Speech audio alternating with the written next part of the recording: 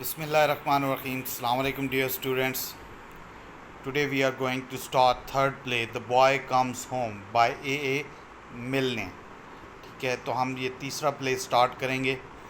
The Boy Comes Home کہ لڑکا گھر واپس آتا ہے. It is written by A.A. Milne. یہ جیسا کہ آپ نے پہلے بھی اس کو پڑھا ہوا ہے اس پلے میں کہ it is about the generation gap between the boy Philip and his uncle James. ٹھیک ہے، ان دونوں کی جنریشن گیپ ہے، دونوں کی سوچ ڈفرینٹ ہے، دونوں کے خیالات ڈفرینٹ ہیں. پھر ان کے کچھ باتوں پر ان دونوں کے درمیان کنفلکٹ ہو جاتا ہے، اور ایٹ دی اینڈ جو ہے in dream scene the conflict was resolved, کہ ڈریم سین میں کنفلکٹ ریزالو ہو جاتا ہے. تو اسی کے بارے میں ہم اس کا آج فرسٹ کویسچن اسٹڈی کریں گے کہ what are the conflicts between Philip and uncle James. کہ فلپ اور انکل جیمز کے درمیان لڑائی کس بات پہ ہوتی ہے، کون سا پوائنٹ آف کنفلکٹ ہے، یہ کویسچن ہے. ان کو ہم ون بائی ون اسٹڈی کریں گے. The first conflict between Philip and uncle James is that Philip doesn't like his uncle's authoritative attitude and his strict discipline in the house. جب Philip war سے واپس آتا ہے، وہ اپنے انکل کے گھر میں رہتا ہے. اس کے انکل کے گھر میں بہت سخت قسم کا ڈسپلن ہوتا ہے کہ 8 بجے ناشتہ ملے گا. ٹھیک ہے، تو اس طرح کی ڈسپلن بہت زیادہ سخت ہے. اور اس کے جو انکل ہے اس کا بیہیویئر اتھارٹیٹیو ہے، حاکمانہ ہے، تحکمانہ ہے، کہ وہ حکم چلانے کا عادی ہے.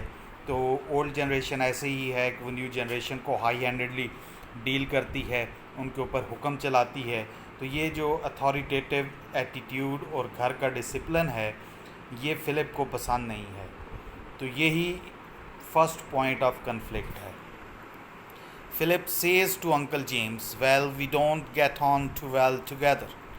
اسی وجہ سے فلپ اپنے انکل سے کہتا ہے کہ well we don't get on too well together, کہ ہمارا اکٹھے گزارا ٹھیک نہیں ہو سکتا. And when we read the play the boy comes home carefully we find the authoritative attitude of uncle James. جب ہم پلے کو پڑھتے ہیں تو ہم اس میں دیکھتے ہیں کہ حاکمانہ رویہ ہے انکل جیمز کا. He treats Philip as an inexperienced school boy, کہ نا تجربہ کار ایک اسکول کے بچے کی طرح وہ فلپ کو ٹریٹ کرتا ہے. حالانکہ وہ ابھی جنگ بھی لڑ کے آ چکا ہے، وہ 23 سال کا ہو چکا ہے، وہ کوئی بچہ نہیں ہے. But his uncle treats him like a school boy. He thinks that he will decide everything for Philip. اس کا یہ خیال ہے کہ فلپ کے بارے میں جتنے بھی فیصلے ہیں وہ خود کرے گا.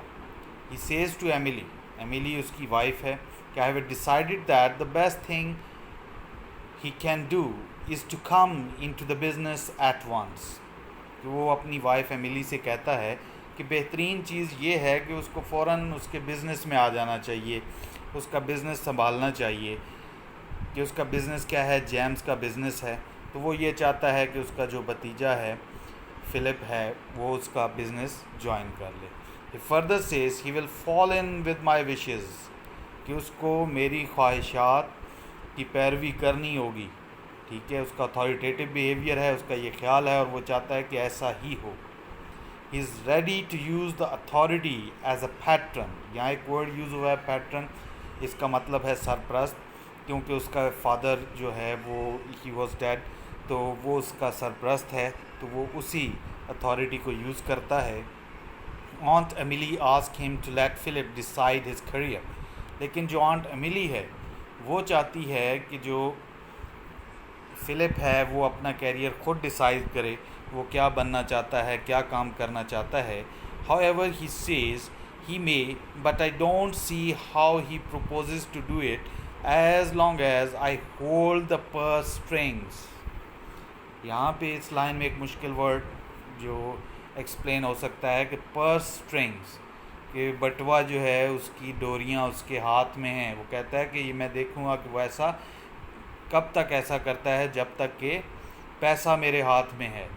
پرس اسٹرنگس یا پرس کی ڈوریاں ہاتھ میں ہونے کا مطلب کیا ہے؟ کہ جب تک پیسہ میرے ہاتھ میں ہے، پاور آف پرس اس کے ہاتھ میں ہے. This is what he was in his mind when he calls Philip. تو یہی چیزیں اس کے ذہن میں تھیں جب وہ فلپ کو بلاتا ہے. He just want to tell Philip about his decision. تو جب ان کی ملاقات ہوتی ہے یا وہ اس کو بلاتا ہے اس سے ملاقات کرنے کے لیے، وہ صرف یہی چاہتا ہے کہ اس کو اپنا ڈیسیجن بتا دے. تو secondly Philip wants the money left by his father to learn some profession. اب فلپ کے خیالات کیا ہیں کہ اس کو وہ پیسہ چاہیے جو کہ اس کے والد نے چھوڑا ہے تاکہ وہ کوئی پیشہ اختیار کر سکے، سیکھ سکے. However, Uncle James doesn't want to give him the money until he is 25. اس کے باپ کی وصیت کے مطابق جب تک وہ 25 سال کا نہیں ہو جاتا انکل جیمز اس کو پیسے دینے کے لیے تیار نہیں ہے. Philip doesn't like it and says, "Look here, Uncle James, do you really think that you can treat me like a boy who's just left school?" تو اس بات پہ فلپ کہتا ہے کہ انکل جیمز، کیا آپ کا حقیقت میں یہی خیال ہے کہ آپ مجھے ایک ایسے لڑکے کی طرح بیہیو کرو گے، ٹریٹ کرو گے جس نے ابھی اسکول چھوڑا ہے؟ تو یہ بھی ان کے درمیان ایک پوائنٹ آف کنفلکٹ ہے، ٹھیک ہے، کہ وہ پیسے چاہتا ہے اور انکل جیمز اس کو پیسے نہیں دینا چاہتے کہ جب تک کہ وہ 25 سال کا نہیں ہو جاتا. Uncle James tells Philip that he will use the power of purse if he doesn't submit to his orders. تو یہ اس کی ایک دھمکی بھی ہے. He threatens فلپ کو وہ دھمکی دیتا ہے کہ اگر اس نے اس کی بات نہ مانی تو وہ پاور آف پرس یوز کرے گا، پیسے کی طاقت یوز کرے گا، اس کو پیسے نہیں دے گا. تو کیا ہوتا ہے؟ He frightens Uncle James to death and Uncle James is ready to do what Phillips wants. تو یہ جو کانفلکٹ ہے وہ ریزالو پلے میں کیسے ہوتا ہے کہ ایک ڈریم سین میں کہ وہ اپنا ایک ریوالور نکالتا ہے اور اس کی لائف تھریٹ کرتا ہے، اس کو تھریٹ کرتا ہے، اور اس کی وجہ سے جو ہے موت کے خوف سے جو انکل فلپ ہے اس کی بات مان لیتا ہے. And this is how the conflict resolved.